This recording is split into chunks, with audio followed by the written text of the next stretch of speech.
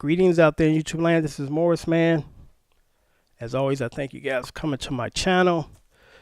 I'm going to do a review on this guitar because I just posted a video because I'm selling another guitar because I bought this one. So by the time this one's posted, it might still be up. If not, that means that the guitar is sold. And that's the reason why I'm selling, because I purchased another one because I got this thing now where I got to discipline myself. Whenever I buy a new guitar, one of the ones out the collection got to go. Because if not, I have like 200 guitars around here. And I already got more than enough. So I thought I would do a review on this guitar. Because what's so wonderful about the internet now and new technology is you get a chance to find things that you wouldn't normally be able to find 30 years ago. And what I mean by that is when you go to guitar centers in the Sam Ash, they got the big name guitars, the Fenders, the Gibsons. And what I found out recently was interesting is if you are a small store, well, like with Guitar Center, you know, they have an agreement authorization to sell Fender guitars and Gibson. And what someone told me, which is pretty interesting recently, was in order to become an authorized dealer for those big companies, you got to be able to allow X amount of space in your store just for their guitars.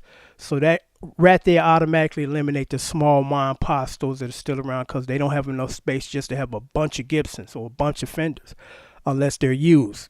But they can't be, you know, the authorized dealer of brand new Gibson guitars because they don't have the space.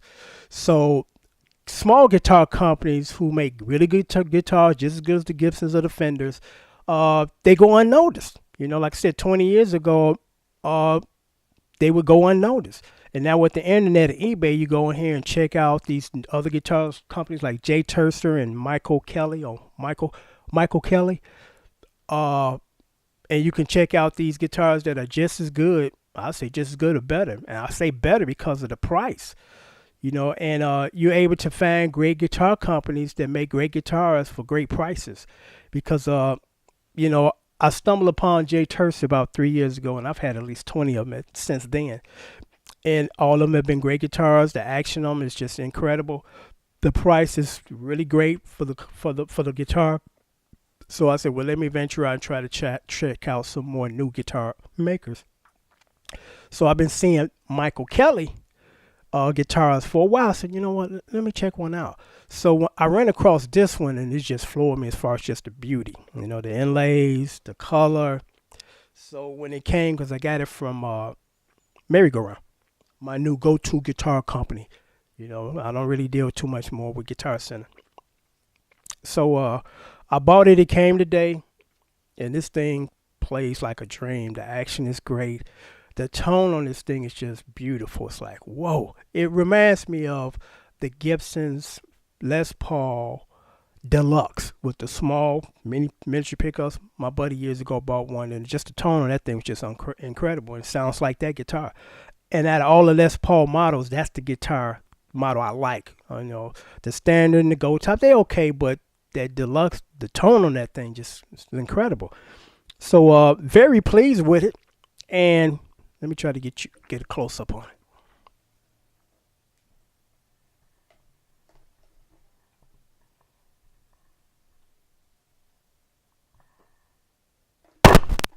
Whoa.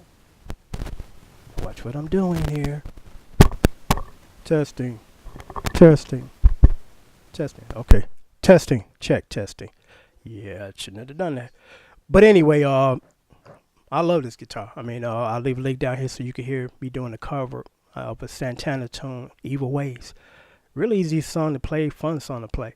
And what's interesting about this guitar is the tuners. I don't think I can get it down here quick enough so you can see the damn tuners. Yeah. And let me turn it around. They're kind of unusual as far as the shape of them.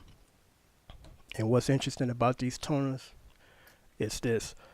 I've owned personally over 100 guitars.